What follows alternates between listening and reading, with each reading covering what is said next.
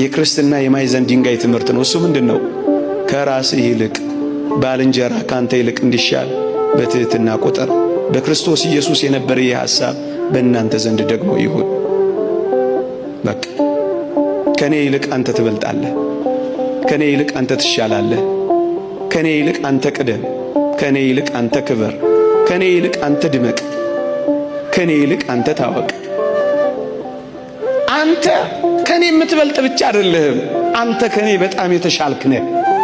ይሄ የክርስትና የማዕዘን ድንጋይ ነው። ኦርቶዶክሳዊነት ይሄ ነው። የሁላችሁ ከመቀማት መስጠት፣ ይሄን ኦርቶዶክሳዊነት። ከመፎካከር መተባበር፣ ይሄን ኦርቶዶክሳዊነት። ከውድድር ክብብር፣ ይሄን ኦርቶዶክሳዊነት።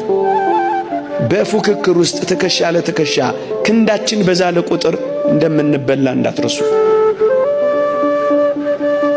ከመሰጣጣት ይልቅ አተኩረን መነጣጠቅ ላይ ባተኮርን ቁጥር እመኖኝ ለሌሎች ተላልፈን ነው እየተሰጠን ያለን። ባልንጀራችሁን አስቀድሙ። አንተ ትሻላለህ፣ አንተ ትበልጣለህ በሉ።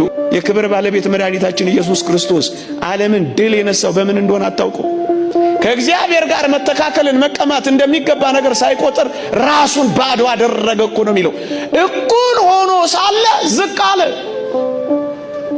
እቀማለሁ ሳይል መጣ። ይወሰድብኛል ሳይል ሰው ሆነ።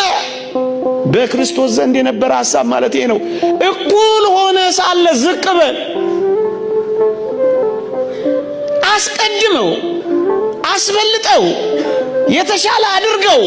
አያምህም ያኔ። ዓለም ሰላም ለምን አልሆነችም ካላችሁኝ፣ ዋናው አጀንዳዋ እኔ በልጥ ፉክክር ውስጥ ስለገባች እኮ ነው።